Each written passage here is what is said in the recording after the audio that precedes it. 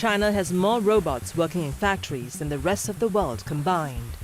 While headlines often discuss who invents the best chip, trains the most complex AI model, or makes the smartest robots, none of that matters unless you can power them.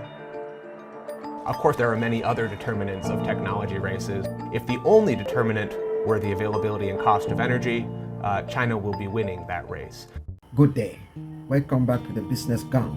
Today we're going to be talking about nuclear energy and how it affects geopolitics and international business. Actually, nuclear energy is a domain in which China and Russia are using to manipulate.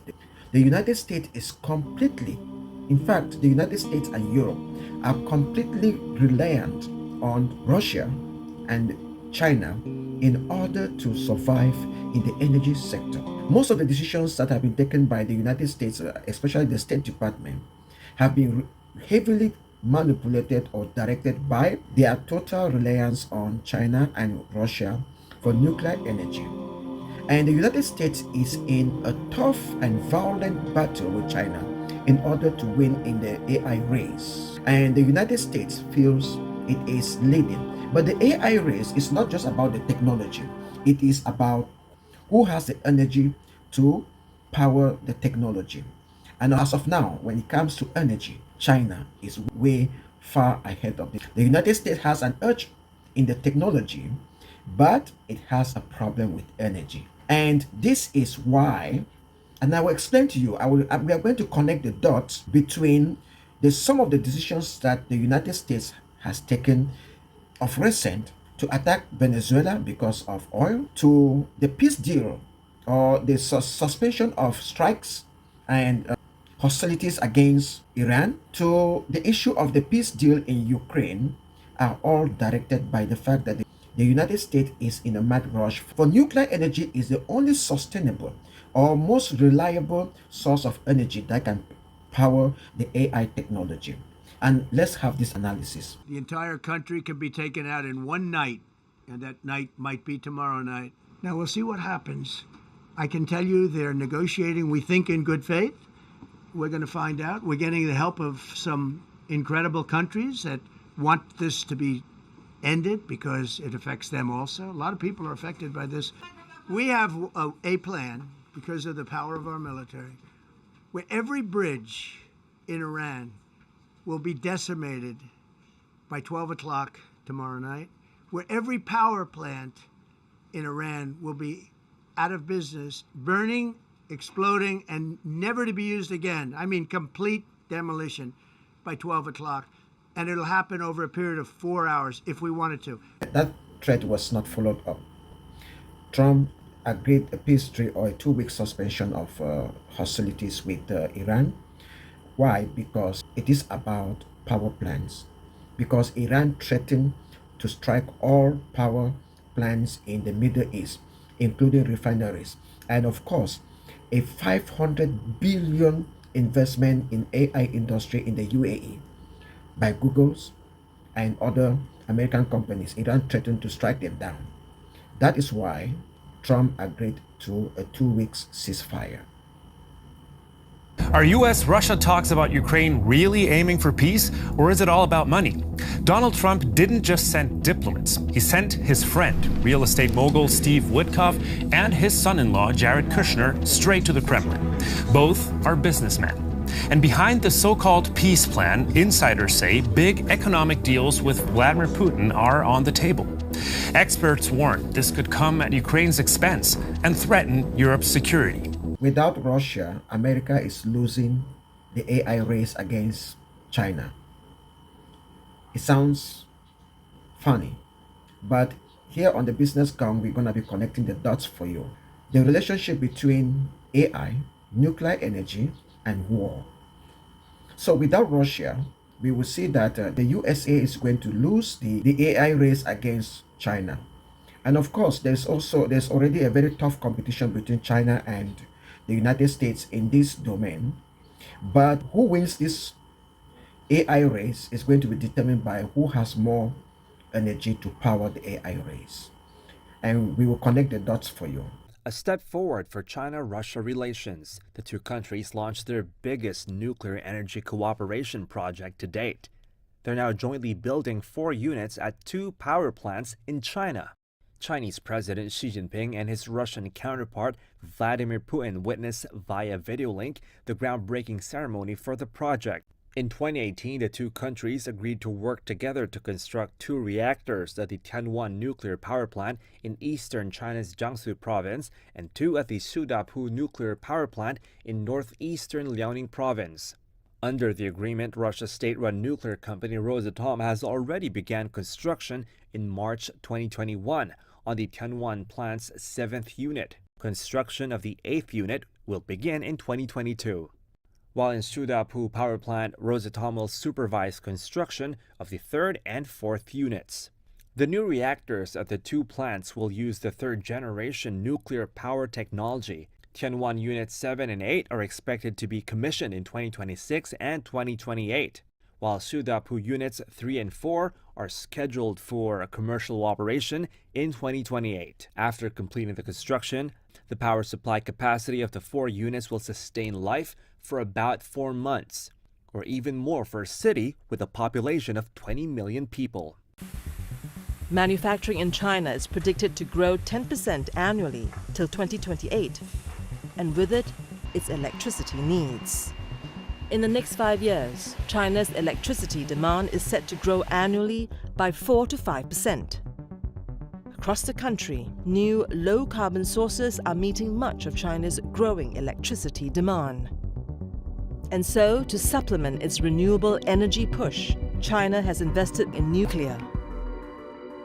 China's got fairly aggressive nuclear plans in the global context. The scale, they're looking at something like 10 gigawatts a year, roughly, every year for the foreseeable future. Now, that's still relatively small in the context of China's massive electricity industry, but it's larger than the ambitions of any other country in the world right now. China currently has 28 nuclear reactors under construction, nearly half of the global total. The US is also investing in nuclear technology, committing $80 billion to new nuclear plants. However, progress is slow compared to China. In the past 15 years, we only built 2 such nuclear reactors. So this difference between the number of data centers that are being built and the number of nuclear reactors that we built in the United States should give you an idea what is an energy gap we are facing. By 2030, China is expected to overtake the US as the world's largest producer of nuclear energy. Even more striking, China is almost self-sufficient in this field. There was a very strong push throughout the entire industry, backed by the government, implemented by the major SOEs, and supported by the entire supply chain to indigenize all the different aspects, all the different equipment, all the different technology that go into a nuclear power plant. If we can't make it domestically yet, we need to put a specific research project associated with learning how to do it and developing it so we can push it forward domestically.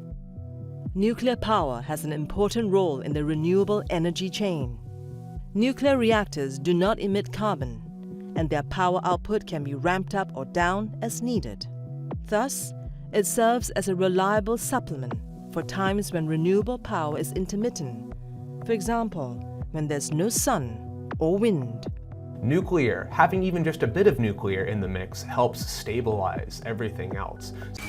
Of course, in the real world, there are many other determinants of technology races. We talk about human capital and funding, and in the case of AI, the availability of chips. But if the only determinant were the availability and cost of energy, China will be winning that race.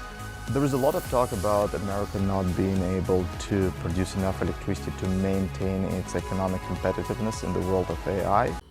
Now you see how the dots are connecting from Ukraine to Venezuela to Iran, back to Russia. Even with sanctions, the US is still importing uranium from Russia and China in order to meet up with the energy demand in the USA to keep up the AI race. Now, just look at the game, the nuclear energy game between China, Russia, and the USA. The United States is dominant in energy, but the problem is that we need a lot more electricity, and more of that electricity needs to come from nuclear power, and the supply chains for nuclear power run through Russia and China. President Trump signed a series of executive orders which aim to quadruple nuclear power generation by 2050 from 100 gigawatts to 400. They hope to build out capacity for existing nuclear reactors and have 10 new large reactors under construction by 2030. The motivation to do all this is coming from tech companies and Wall Street. The nation's power grid is already under considerable strain, and blackouts are becoming more common. And we might think that that should be the incentive to build out more power sources so households can have lower utility bills. But the Stargate AI project is expected to run $500 billion. And if that has any chance of working, we're going to need a lot more electricity, and that means a lot more nuclear reactors. Analysts do not think it's likely we're going to meet these construction targets because we've been out of the nuclear reactor construction business for a long time. But if we pretend that these reactors are going to be built, and quickly, we have a uranium problem. Russia has a complete monopoly on the high-grade reactor fuel. This puts our policymakers into an awkward situation who want to sanction Russian energy companies, but who also need to buy Russian uranium if we want to keep our lights on. Nuclear plants produce 20% of the electricity in the United States, and we passed laws that banned the use of Russian energy products, but we wrote waivers into the law so that we could continue to buy it anyway. Finding alternative sources of energy of any kind takes a lot of time and money, and so they wrote in a 3-year grace period so our utilities have some time to find different suppliers. And then things got weird. It was China who filled that void. Russian imports of uranium to the United States fell, while imports of Chinese enriched uranium went up. The supply chain just moved from Russia to China, and now our electricity producers have Chinese companies making money in the middle. Back to the Russia-China problem, and our regulators are trying to confirm what now seems obvious, that we're still buying from Russia, but paying more for the privilege of sending it to China first. Russia is selling a lot more uranium to China than before, and China is selling a lot more uranium to the United States than before. And that would go against the spirit of the Russian ban in the first place, is how that thinking goes. Sanctions create new markets, as we like to say here, and it never takes very long to happen. You might think that a supply chain as complex as nuclear reactor fuel would take a long time to adjust. But Russia is just right up over there, and Russia and China have been already doing this business for a long time. So it didn't take long at all. The ban on purchases of Russian uranium passed in December 2023. Immediately, that month, China sold over 500,000 pounds of uranium to the United States, which was surprising because from 2020 through 2022, China did not export uranium to the United States at all. Uranium prices are heading higher anyway. China's nuclear industry is growing faster than that of any other country, and the plants here need a lot of uranium. And with the ban on direct imports from Russia, who just then redirects uranium through Chinese third parties, that also pushes prices higher. And all of this is before, yet again, we spend hundreds of billions of dollars building new nuclear reactors, which utilities need to pay for, and which will then supply electricity to hundreds of billions of dollars worth of artificial intelligence and data centers. China and Russia are helping countries build end-to-end nuclear power systems. I wish I could continue. I hope I connected the dots for you, and now you understand the geopolitics, war, nuclear energy, and AI. If this was helpful, please subscribe and press the notification button for more videos like this. Remember, be good. God bless you.